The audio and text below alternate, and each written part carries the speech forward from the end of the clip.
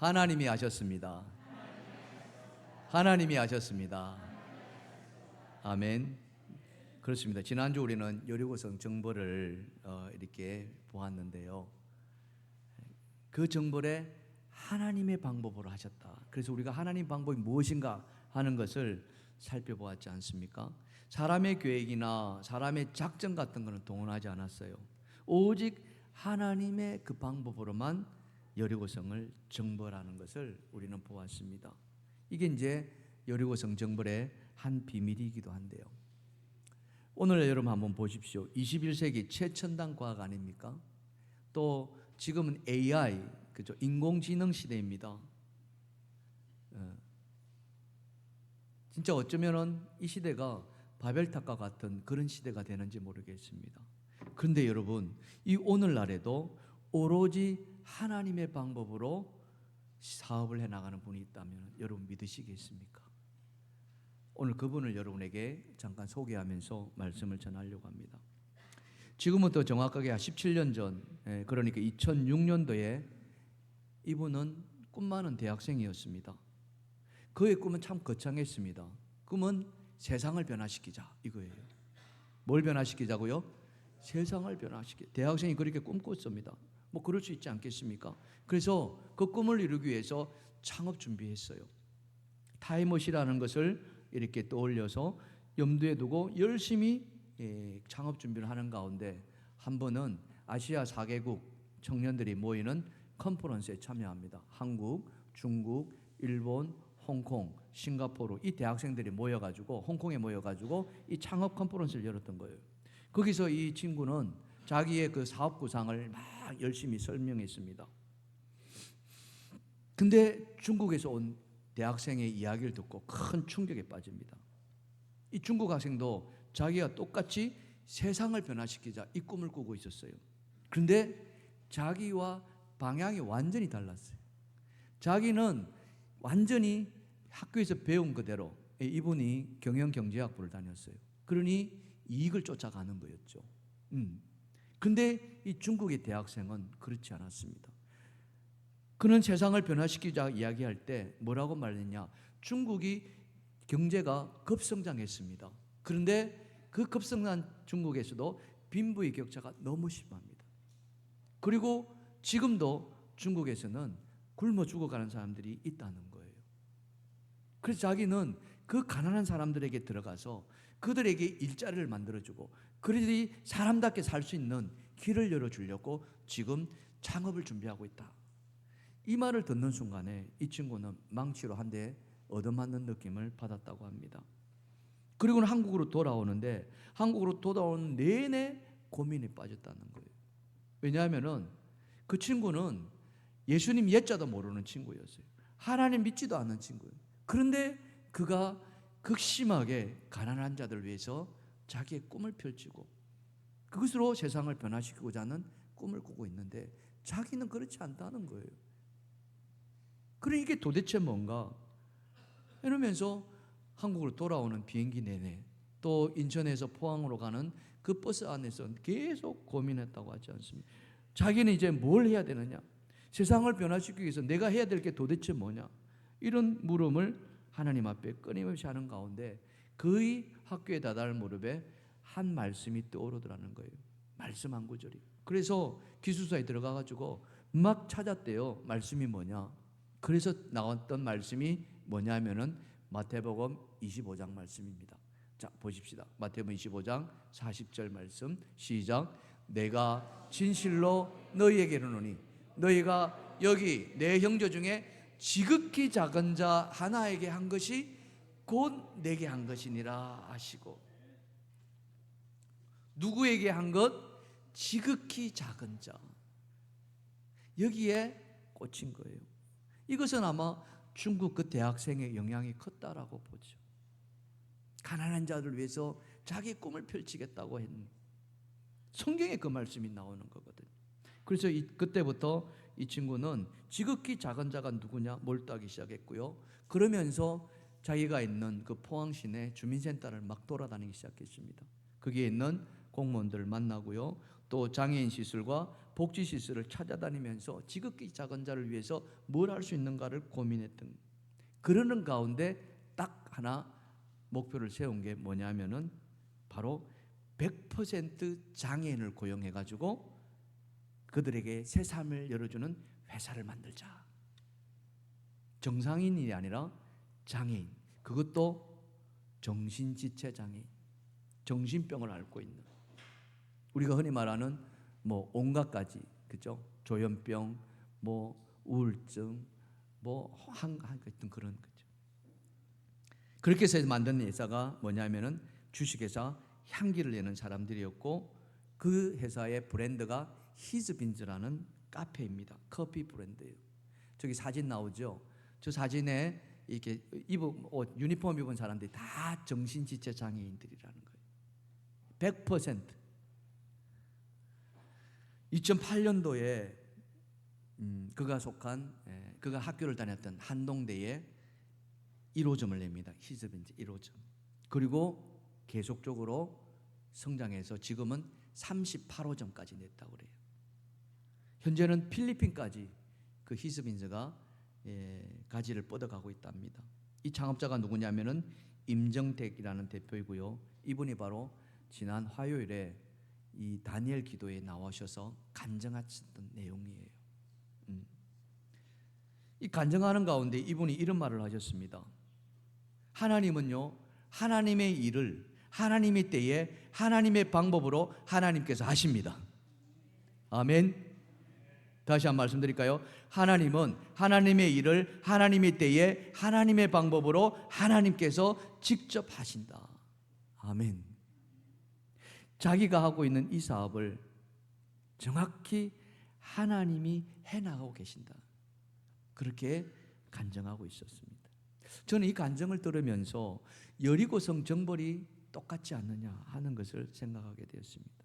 가나안 땅을 차지하고 그 가나안 땅을 차지하기 위해서 지금 여리고성을 정벌해야 되는데, 이 여리고성 정벌 역시도 하나님의 일이었고, 그리고 하나님이 하셨다는 거죠. 아멘입니까?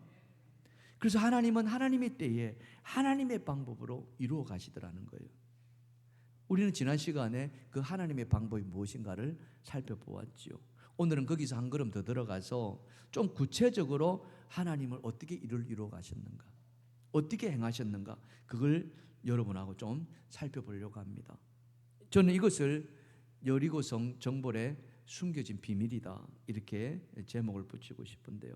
그 여리고성 정벌의 숨겨진 비밀, 첫 번째 비밀은 무엇일까? 자, 다 같이 시작. 치밀하게 준비된 계획을 따라 명령을 수행했다, 이겁니다. 어떻게 수행했다고요? 치밀하게 준비된 계획, 바로 이겁니다. 여러분, 우리가 간과해서는 안 될 일이 뭐냐 하면요, 그것은 하나님의 일이라고 해가지고 하나님께서 다 하신다고 하지 않았습니까? 근데 하나님이 다 하시는 게 아니라는 거예요. 실상을 들여다보면은. 그래서 하나님이 다 하신다고 해가지고 사람은 어떻게 해요? 구경만 하고 있으면 안 된다는 거예요. 다시 말해서 사람이 해야 할 몫이 있다는 거예요. 내가 해야 될 몫이 있다는 거예요. 그 일을 찾아서 해야 한다는 거예요. 하나님은 여리고성을 무너뜨릴 큰 그림을 가지고 계셨습니다. 무너지리라, 무너지리라. 그거는 하나님이 하시는 거예요. 그 그림에는 이스라엘로 하여금 뭐하라 했습니까? 여리고성 돌아라 했습니다. 이 여리고성 도는 것을 오늘날 우리는 뭐라고 부릅니까? 땅밟기라고 부릅니다. 땅밟기. 이게 하나님의 명령이었어요. 이 명령을 받은 여호수아가 그러면 어떻게 이 땅밟기를 할 것인가, 이거 아닙니까? 여호수아의 입장에서는 그는 이스라엘을 전체를 이끌어가는 지도자입니다. 근데 이 지도자가 이 많은 인구를, 이 많은 백성들을 여리고성을 돌리려면은 어떻게 돌아야 하느냐, 이거죠. 근데 하나님은 그것에 대해서 구체적으로 말씀하지 않으셨거든요. 그냥 돌아라는 거예요. 하루에 한 바퀴 돌아라. 그래서 이 여리고성을 도는데 어떤 식으로 돌아야 돼요? 우리가 말씀을 대할 때 저는 이게 묵상이라고 생각합니다. 큐티가 다른 게 아니고요. 이 말씀을 딱 있잖아요. 하나님 여리고성을 돌아라. 내가 여호수아였다면은 나는 어떻게 돌 것인가? 어떻게 돌 것인가? 언제 돌 것인가? 이거죠. 그리고 이게 혼자 여행하듯이 도는 게 아니잖아요. 지금 적이 눈앞에 있거든요. 그리고 이스라엘의 모든 군사들 다 동원합니다. 백성들까지. 그 여리고성을 이거 어떻게 돌아야 되느냐 이거죠. 누구부터 앞세워야 되느냐 이거죠. 한두 가지가 아니에요. 그래서 여호수아는 하나하나 아마 준비했을 거라. 첫 번째 뭘 준비했겠습니까? 그 여리고성 땅을 살펴보았을 거예요. 여러분 지금처럼 도로가 깔려져 있고 평지고 이러면 도는데 별 문제가 없습니다. 그렇지 않나요? 근데 여러분 아시다시피 거기는 다 비포장도로를 있을 거라고. 뭐 도로가 있는지도 모르겠죠. 평지인지도 몰라요. 가다가 구덩이가 있을지 골짜기가 있을지 아니면 언덕이 있을지 어떻게 알아요? 그래서 여호수아는 그 여리고성 주변의 지형을 다 살폈을 것이에요. 그것을 우리가 어떻게 알 수 있습니까? 이 요단강 건너기 전에 여호수아는 벌써 여리고성 정탐꾼까지 보내지 않았습니까? 치밀하거든요. 그러면서 이 여리고성을 도는데 과연 시간이 얼마나 걸릴 것인가? 여러분 한번 생각해 보세요. 어느 정도 걸렸을까요? 한 바퀴 도는데. 여기 땅 했을 때 달려가는 것도 아니잖아요. 예? 수많은 사람들이 대열을 우리 국군의 날 이 행진하는 군인들 보시지 않았습니까? 절도 있게 얼마나 멋있습니까? 그렇게는 아닐 거예요. 그죠? 근데 걸어가야 된단 말이에요. 한 줄이 아니라 수십 줄이. 그것도 오합지졸처럼 막 중구난방 그게 또 아니잖아요. 나름대로 절도 있게 하려고 했을 거라고. 얼마나 걸렸을까? 그 성을 도는데 이 한 바퀴 도는데 왜? 그 시간을 알아야 출발 시간을 계산해낼 수가 있거든. 뿐만 아니라 그가 또 살펴본 것은 무엇입니까? 바로 그 여리고성 가나안 땅의 날씨 아닙니까? 우리처럼 뭐 이렇게 가을이 있고 이러면은 뭐 도는데 크게 문제 없어요. 근데 그 가나안 땅 그게 아니라 그러잖아요. 아침 저녁으로 막 기온차가 급격하게 수십 도 난다 그러잖아요.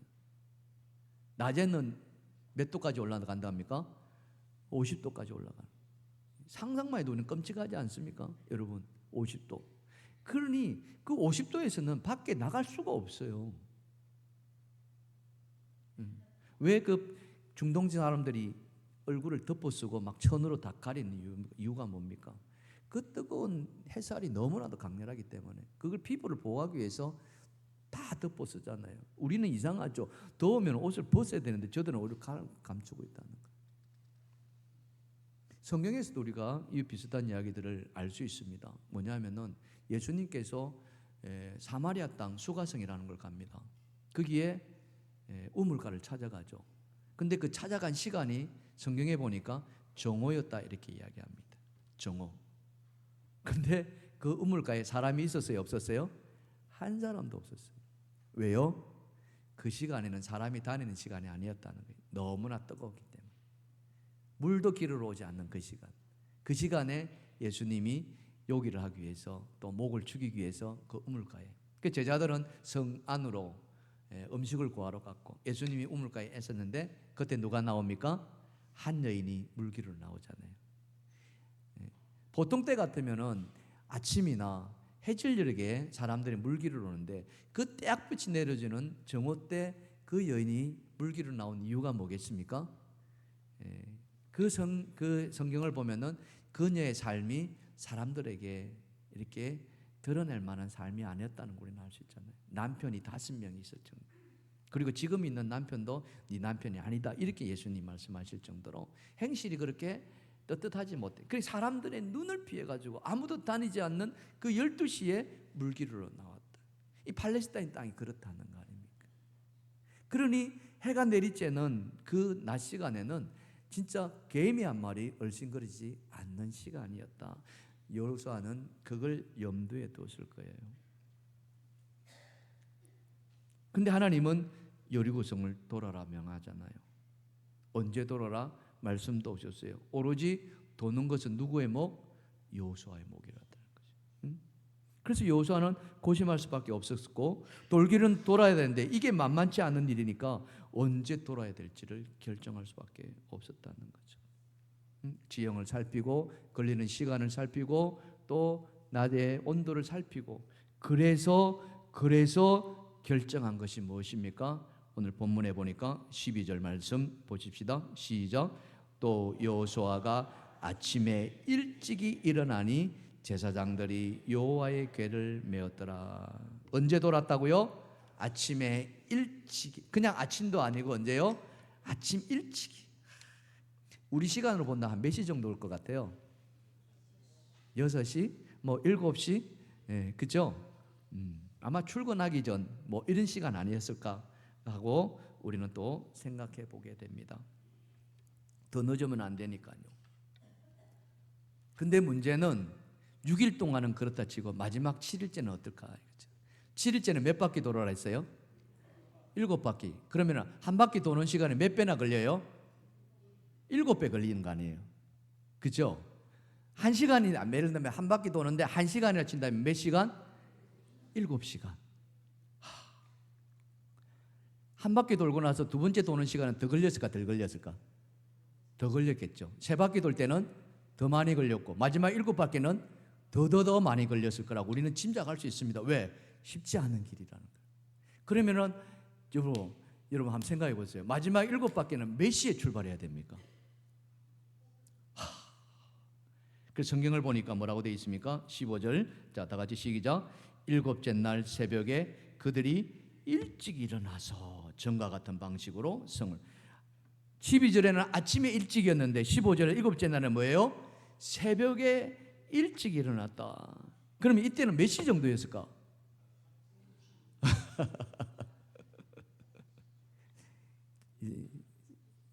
추측이 되시죠? 세번역 성경에서는요 이걸 이렇게 표현해놨어요. 자, 다 같이. 드디어 이른 날이 되었다. 그들은 새벽 동이 트자 일찍 일어나서 전과 같이 성을 돌았더라. 동이 트자. 그러니까 해가 뜨자마자. 제가 볼 때는 그보다 더 앞서지 않았을까 싶어요. 뭐 새벽 4시? 뭐 그죠? 그래도 7시간이라면은 여러분 낮까지 간지 않나요? 어마어마한 시간이에요. 그러면 그 시간에 출발한다고 생각했는데 출발을 위해서 준비는 가면 언제 해야 돼요? 새벽 4시에 출발한다면 몇 시에 일어나야 돼요?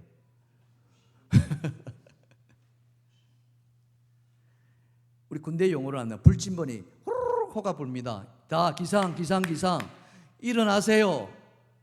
전 진영에 다 준비시킵니다. 그러면은 그 시간에 맞춰서 전부 다 벌떡 일어납니까? 나 못 가. 이렇게 했어요. 상상이 되십니까? 온갖 가지 이유되고 꿈을 그리고. 우리 여행이라는 걸 한번 가봤지 않습니까? 가보면은 몇 시까지 모이세요? 10시까지 모이세요? 가면 꼭 한 사람은 늦게 나오는 사람이 있어요. 그렇죠? 이 수많은 사람들이 그 시간에 딱 맞춰가지고 출발한다는 게 이게 보통 일이겠냐 이거죠. 여러분 생각을 해보세요. 정말 쉽지 않아요. 그래서 이 일을 감당하기 위해 하나님 그냥 한 바퀴 돌아 마지막 날 7바퀴 돌아 이게 다라니까요. 근데 실제로 그 일을 감당할 사람은 엄청나게 그거를 준비할 수밖에 없었다는 거 아니에요. 성경에 이와 같은 일들이 여러 군데 등장합니다. 예를 든다면은 사사시대 때의 기드온의 그런 이야기가 나옵니다. 이 기드온이 사사를 부름받잖아요. 왜냐하면은 이 수확철만 되면 미디안 족속들이 올라와 가지고 이 이스라엘 땅을 다 훑고 지나가 메뚜기가 썰어 지나가듯이 다 빼앗아 가버리는 거예요. 그러니 얼마나 고통이 심했겠습니까? 그래서 백성들이 하나님께 부르짖어서 세워진 사사가 기드온이었어요. 그 기드온이 드디어 하나님의 명령을 수행하기 위해서 미디안을 치러 갑니다. 군사들을 모집했어요. 수만 명이 모였습니다. 하나님이 치라고 했으니까 이제 우리가 드디어 미디안을 보복해야 된다. 말 그대로 어중이 떠중이 다 모였어요. 수만 명이 모였어요. 하나님 그들 다 데리고 갔습니까? 아니에요. 기드온 보고 어떻게 해요? 사람들 돌려보내라. 그냥 얼떨결에 온 사람들 다 가. 그래도 또 남았어요. 또 돌아가라고 합니다. 안 돌아갑니다. 시험합니다. 어떻게 시험합니까? 물 먹는 모습 보고 잘라냅니다. 엎드려서 물 먹는 사람이나 물을 들어서 먹는 사람. 그래가지고 선택된 사람이 몇 명? 300명이었다니까요. 수십만 명 올라온 미디안 용사를 몇 명이 갑니까? 300명 간다니까요. 이게 말이나 되는 이야기입니까? 여러분 가시겠어요? 안 가시겠어요? 가요? 안 가요? 왜 말이 없어요? 하나님 가라 하는데 근데 간다니까요. 그냥 갔겠습니까? 여러분 어떻게 갔겠습니까? 내가 너희 손에 붙여주리라 했는데. 기드온은 준비한 거예요. 뭘 준비했을까요? 여러분 기가 막히죠? 횃불 준비했습니다. 빈 항아리 준비했어요. 그리고 나팔 준비했어요. 300명이. 그게 다라니까요. 이게 말이나 됩니까? 수십만 명 잡으러 가는데 횃불 들고요, 항아리 들고요, 나팔 들게. 근데 그렇게 갔다니까요. 언제 갔어요? 밤 이경에 갔다니까요. 이경이 몇 시입니까? 밤 10시부터 새벽 2시 사이. 말 그대로 깜깜한 밤에. 그 시간에 적들은 다 어떻게 해요? 다 잠자고 있는 그 시간. 이게 그냥 나오겠습니까? 여러분 생각해 보세요. 300명이 수십만 명을 어떻게 이겨내는. 그리고는 세대를 나눠가지고 100명 딱 포위하고서 딱 같은 시간에 횃불에 그 빈 항아리를 깨고 횃불을 치켜들고 그리고 나팔을 불기 시작합니다. 진영을 향해서 미디안 진영에서 나팔을 불고 그들이 외칩니다. 기드온의 칼이다. 근데 칼이 있어요 없어요? 칼 없어요. 근데 그렇게 외친 거예요. 잠에서 깨가지고 이 미디안 군사들이 얼떨결에 뭡니까? 자기들끼리 칼싸움했다니까요. 자기들끼리. 옆에 분 쳐다보시고요. 칼 받아라. 야. 자기 편끼리 찌르고 죽이고. 그래가지고 막 다 엎드렸다는 하지 않습니까? 이게 기드온과 300용사의 싸움이었어요. 하나님이 그렇게 행하신다는 거예요. 기드온이 아무것도 안 했습니까? 아니에요. 그는 이 300명을 어떻게 미디안을 시킬 것인가? 그걸 준비했다는 거 아닙니까? 사사기서 17장 19절과 20절입니다. 기드온과 그와 함께한 100명이 이경초에 진영 근처에 이른즉 바로 파수꾼들을 교대한 때라. 그들이 나팔을 불며 손에 가졌던 항아리를 부수니라. 세대로 나눈 거예요. 나팔을 불며 항아리를 부수고 왼손에 횃불을 두고 오른손에 나팔을 불며 외쳐 이르되 다 같이 시작. 여호와 기드온의 칼이다. 여호와 기드온의 칼이다. 그거예요. 하나님이 하시는 거예요. 사랑하는 성도 여러분, 하나님의 일은요 하나님께서 행하십니다. 아멘. 하나님 방법대로 행하십니다. 아멘. 그러나 우리가 해야 될 것이 있다는 거예요. 내가 해야 될 것이 있다는 거예요. 우리는 그것을 기억하고 우리가 준비해야 되는 거예요. 우리가 우리 몫을 감당하기 위해서 우리는 계획하고 준비하고 치밀하게 해야 됩니다. 그리고 그 계획을 따라 실천해 가야 되는 거예요. 그럴 때 하나님은 그 일을 이루시는 거예요. 하나님께서 하시니까 하나님께서 알아서 하시겠지. 천만의 만만의 말씀. 그런 일은 일어나지 않는다는 거죠. 가만히 앉아 있거나 아무런 계획도 준비도 없으면요 말 그대로 아무것도 일어나지 않습니다. 여호수아는 그렇게 대비를 했었고요. 그 준비한 대로 하나님의 명령을 끝까지 수행할 수 있었던 것입니다. 사랑하는 성도 여러분, 우리 몫은 우리가 준비해서 하나님의 뜻을 이루어 가시는 여러분 되기를 주님의 축원합니다. 축원합니다. 옆에 분 쳐다보시고요. 정확하게 말합시다. 우리 몫은 우리가 합시다. 시작. 아멘. 감사합니다. 자, 여리고성이 무너진 데는 또 다른 비밀이 있습니다. 자, 두 번째 비밀, 다 같이 시작. 끝까지 믿음으로 순종한 것이 승리하게 하였다. 어떻게 했다고요? 믿음으로 순종했다. 이겁니다. 자, 15절 16절 보시면은 일곱째 날 새벽에 그들이 일찍 일어나서 전과 같은 방식으로 그 성을 7번 도니 그 성을 7번 돌기는 그날 뿐이었더라. 7번째에 제사장들이 나팔을 불 때에 여호수아가 백성에 이르되 외치라, 여호와께서 너에게 이 성을 주셨느니라. 말씀드린 것 같이 하나님의 명령을 수행하기 위해서 여호수아는 준비했습니다. 그리고 성을 돌았습니다. 근데 그게 사실은 그게 전부다죠. 이게 팩트입니다.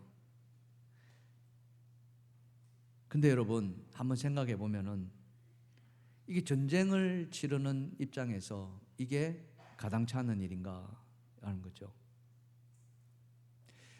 전쟁을 연구하는 사람들에게 이걸 한번 물어보십시다.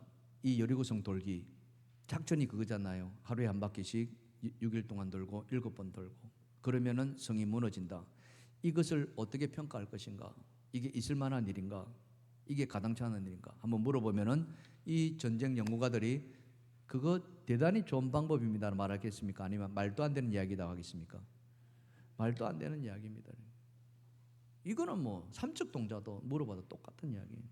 동네 아이 전쟁놀이 하는 것도 아니고 말 그대로 철옹성 같은 그 여리고성을 무너뜨리는데 땅밟기 하라니 이게 가당치 않은 일이냐 이거지. 아마 그들은 평가 자체를 보류하려고 했는지 모르겠습니다.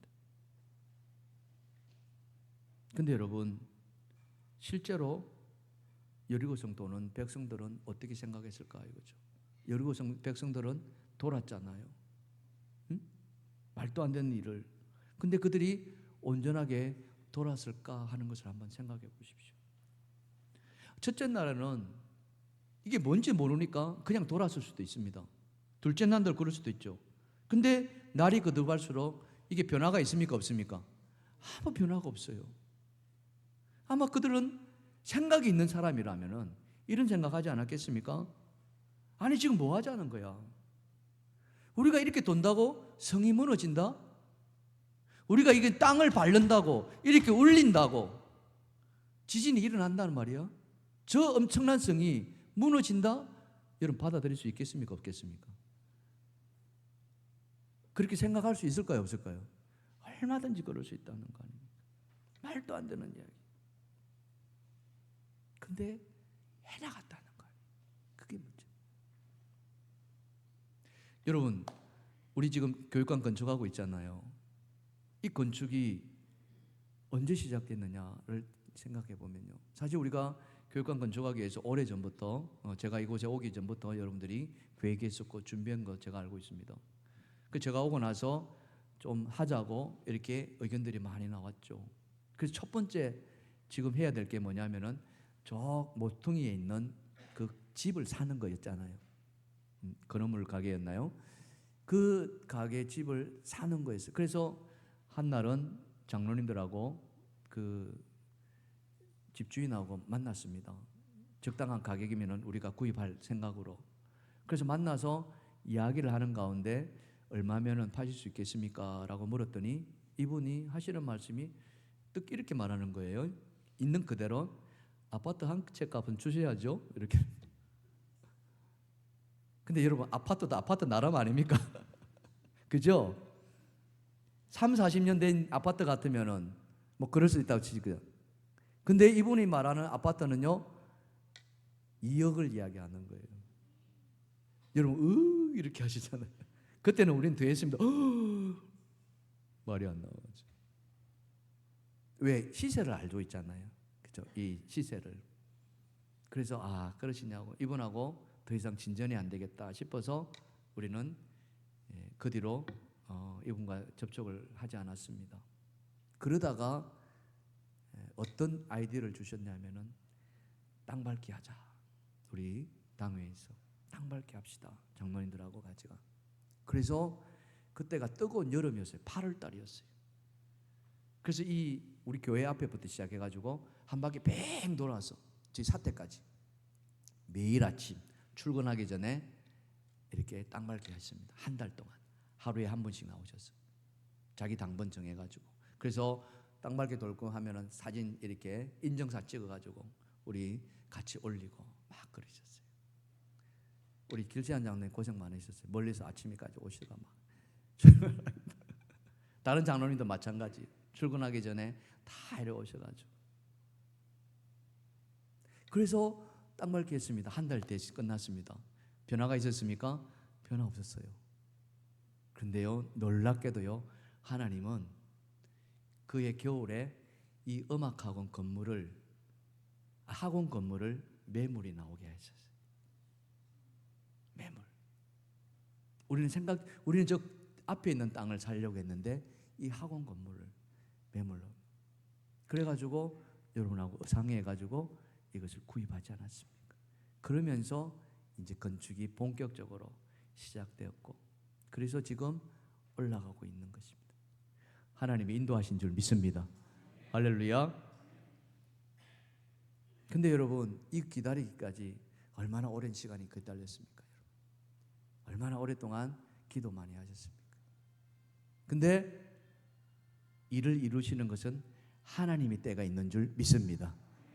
아멘. 여러분, 사람을 기다린다, 어떤 일을 위해서 때를 기다린다, 이게 보통 일이 아니잖아요. 여러분 생각해 보세요. 여러분도 아마 누군가의, 그죠? 우리 이제 오늘 우리 유초로 형제님 이렇게 결혼하시고 어제 이제 하는데, 어제가 오기까지 얼마나 긴 시간을 기다렸습니까?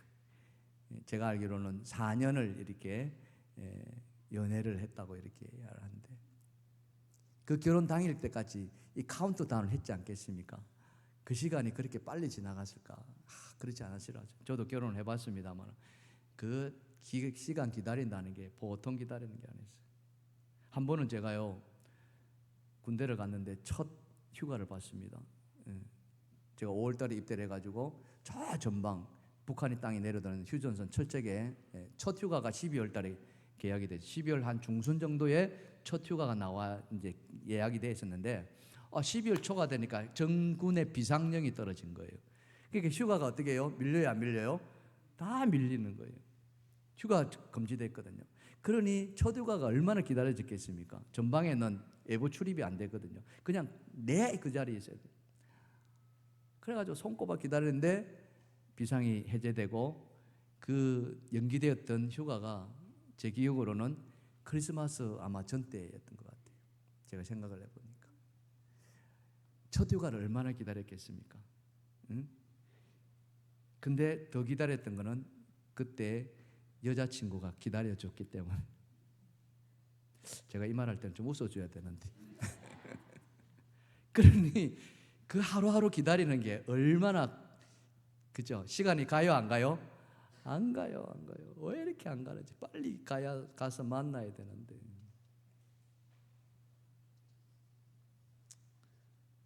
그래가지고 첫 휴가 가서 만나고 돌아왔습니다.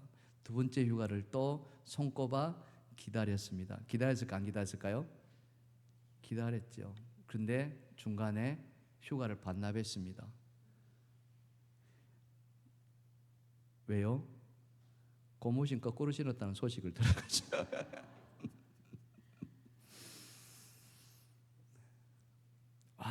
기다린다는 게 보통 일이 아닙니다.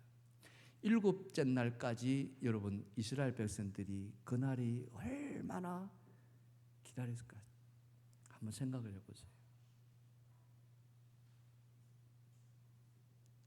아마 중간에 돌면서 그들은 이렇게 생각했을 겁니다. 한 3일 돌고서 서리고성이 무너졌으며, 4일 돌고서 무너졌으면, 하나님 좀 앞당겨서 무너뜨리면 얼마나 좋을까. 그죠? 7째 날에는 한 바퀴 돌고 무너졌으면 얼마나 좋을까. 2바퀴 돌고 무너졌으면 얼마나 좋을까. 그런 마음을 가졌는지도 모르겠습니다. 그런데 하나님은 꿈쩍도 하지 않으셨습니다. 여리고성도 꿈쩍도 하지 않았고요. 진짜 마지막 날 7바퀴 다 돌 때까지 아무 일도 일어나지 않아요. 그들이 다 자기의 임무를 완수하고 나서 비로소 여리고성이 무너졌어요. 이 비밀이 도대체 뭐냐? 이 이스라엘 백성들이 그렇게 마지막 날까지 모든 걸 다 참아내고 돌 수 있었던 비밀이 뭐냐? 성경은 그것을 이렇게 말씀해 주고 있습니다. 히브리서 11장 30절인데요. 자, 다 같이 시작. 믿음으로 7일 동안 여리고를 도니 성이 무너졌더라. 자, 어떻게 해요? 믿음으로. 여러분, 7일 동안 돌 수 있었던 것은 믿음이었다는 거예요.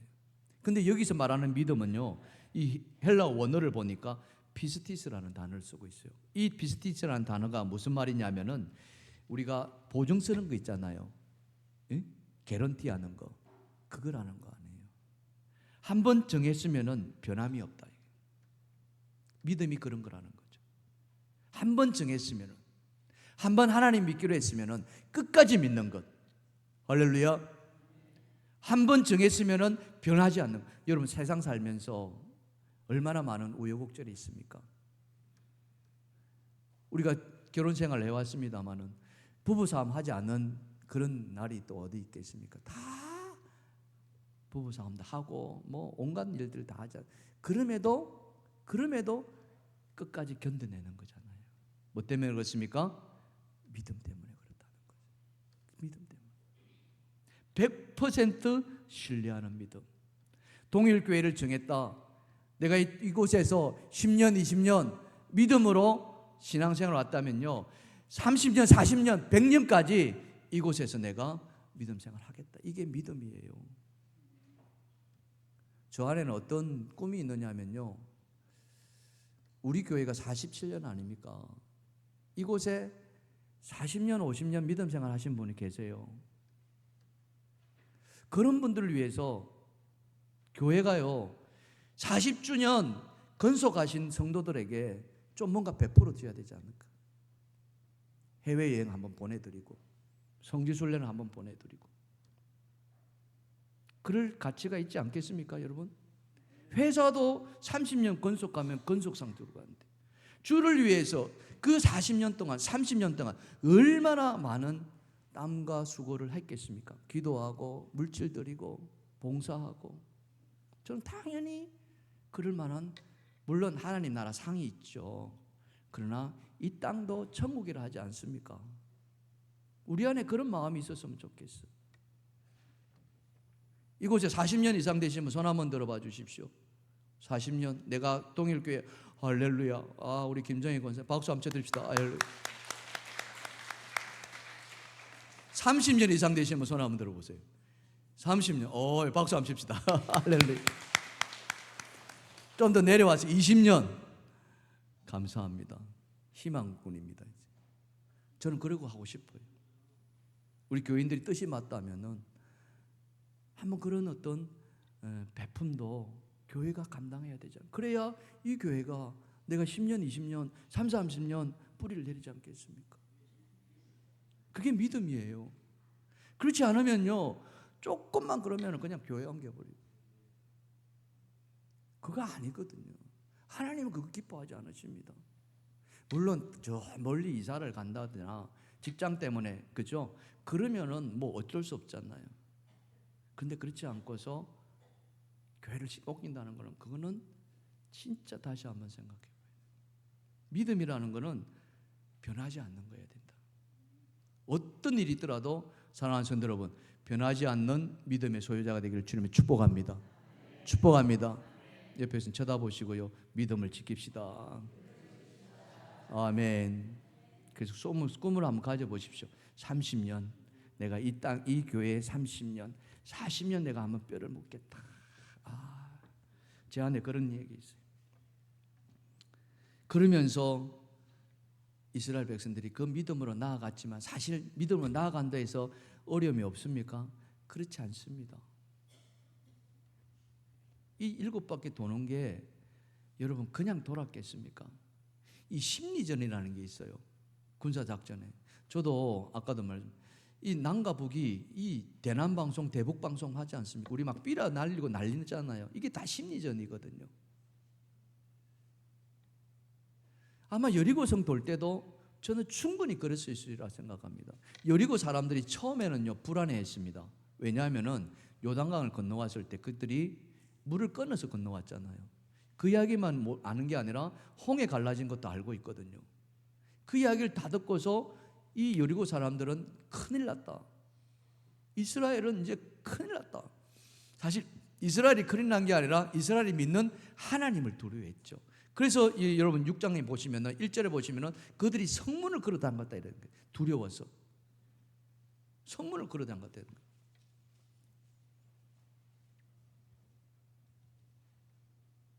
근데 아니나 다를까 이스라엘이 지금 대열을 갖추고 있다는 거예요. 군사작전을 하려고. 와, 성 안에 있는 사람들이 드디어 공격하겠구나. 드디어 저들이 본색을 드러내는구나. 그래서 성 안에 있는 이 여리고 사람들은 만반의 태비를 갖추었을 겁니다. 언제 공격하더라도 우리는 막아내야 한다. 그런데 어떤 일이 벌어졌습니까? 쳐들어왔어요? 안 들어왔어요? 안 쳐들어왔어요. 그냥 도는 거예요. 하루 돌았습니다. 다음 날에 또 쳐들어오겠지. 이틀 돼도 똑같어요. 3일 돼도 똑같았어요.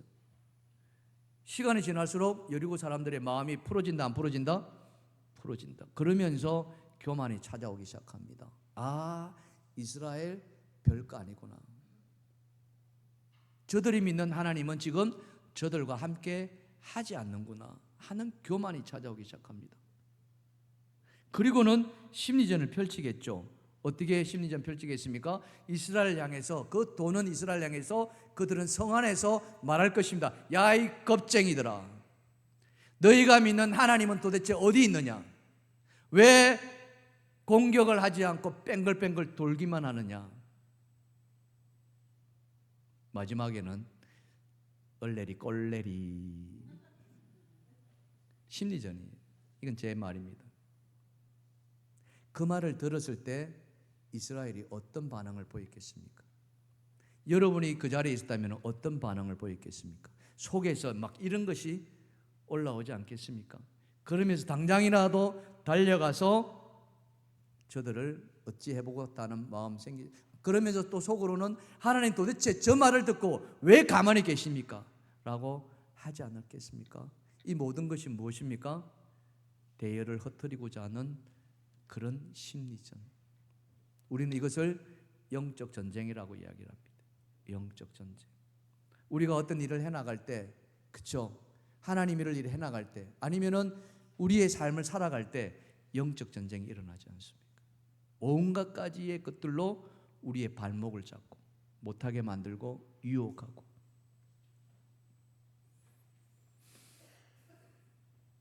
근데 이스라엘은 믿음으로 그것을 이겨냈다고 하지 않습니까? 여러분, 제가 말씀 서두에 히즈빈즈 커피 이야기를 드렸습니다. 100% 장애인들을 고용해가지고 일자리를 제공해 주겠다. 이게 세상에 알려지기 시작합니다. 아, 먼저 사진이 나왔네요. 저분입니다. 히즈빈즈 대표의 임정택. 몇 살 정도 보입니까? 예? 한 30대, 그죠? 근데 25살 때 창업을 했던 16년 지났으니까 40대로 넘어갔어요. 저런 사이에 있으면 금방이라도 살거든.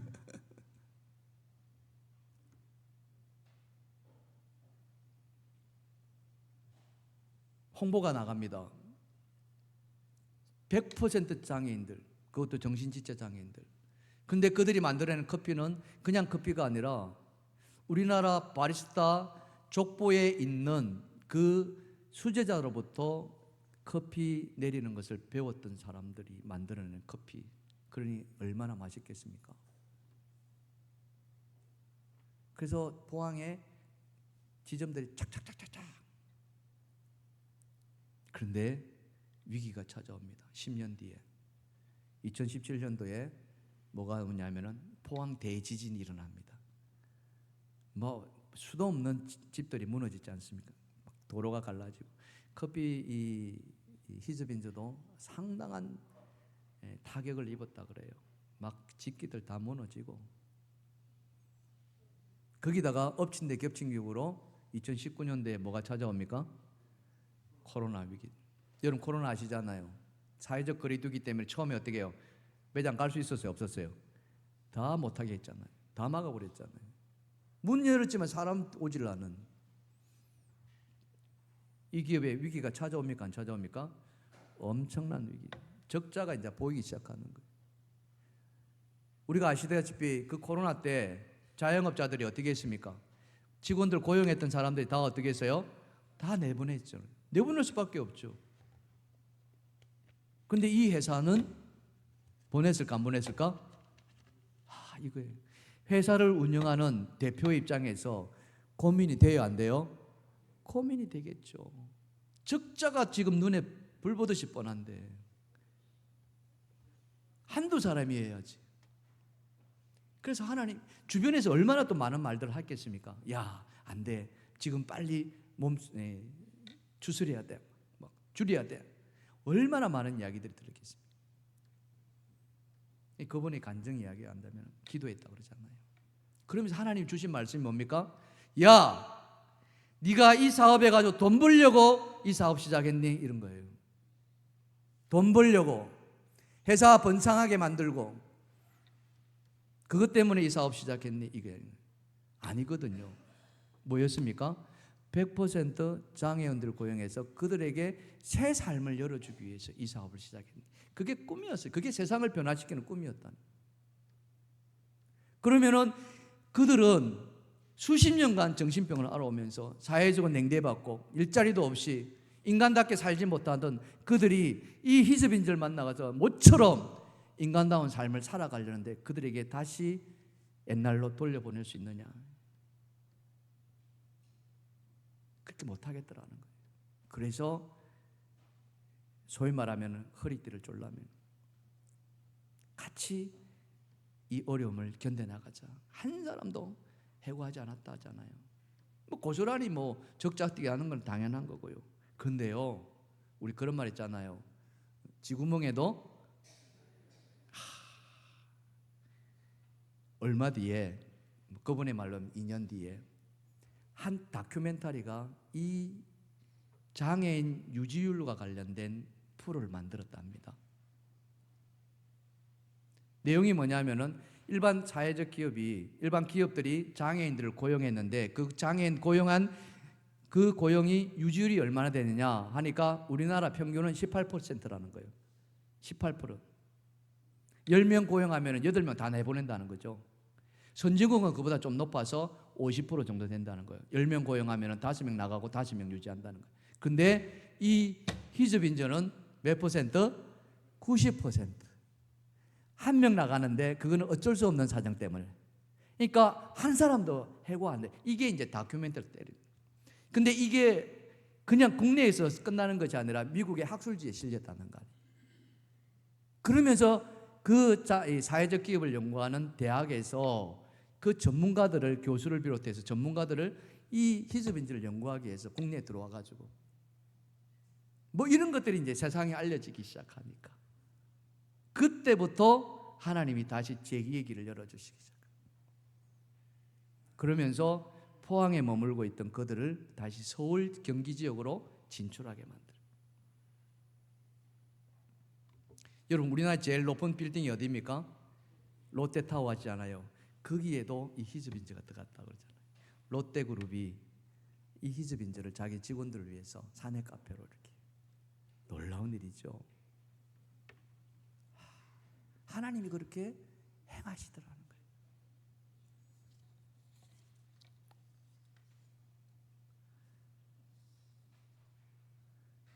미국의 그 연구자들이 한국에 와서 임 대표를 만났습니다. 그러면서 어떻게 선진국도 50%밖에 유지 못하는데 어떻게 90% 유지할 수 있었습니까? 라고 물었을 때 이 임 대표가 뭐라고 했느냐? 하나님이 하셨습니다. 누가 하셨다고요? 하나님께서 하셨습니다. 그 말 하더라고요.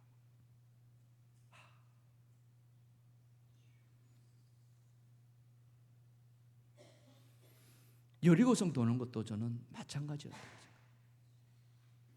생각해요. 7바퀴 도는 것 아무 생각 없이 돌 수도 있습니다. 그러나 말씀드린 것처럼 이 7바퀴 도는 게 이게 보통 일이 아니라는 거예요. 그런데 그들은 마지막까지 참아냈다는 거 아닙니까? 견뎌냈습니다. 인내했습니다. 그리고 하나님이 여리고성을 무너뜨리셨습니다. 골고다의 언덕 십자가에 달리신 예수 그리스도, 그 달리신 예수 그리스도를 보면서 사람들은 조롱합니다. 네가 하나님의 아들이거든. 그 십자가에 내려와서 네 자신을 구원해보라. 여러분, 이 말을 들으셨습니다. 예수님이 그 조롱과 그 멸시, 하나님을 모독하는 거 아닙니까? 근데 예수님은 참아내셨습니다. 견뎌내셨습니다. 얼마든지 하나님 능력으로 십자가에 내려올 수 있었습니다. 그러나 예수님은 그러지 않으셨습니다. 왜요? 하나님이 살리실 거라는 것을 믿으셨기 때문입니다. 부활을 믿으셨기 때문입니다. 그리고 예수님은 우리에게 그 부활의 첫 열매가 되어주셨습니다.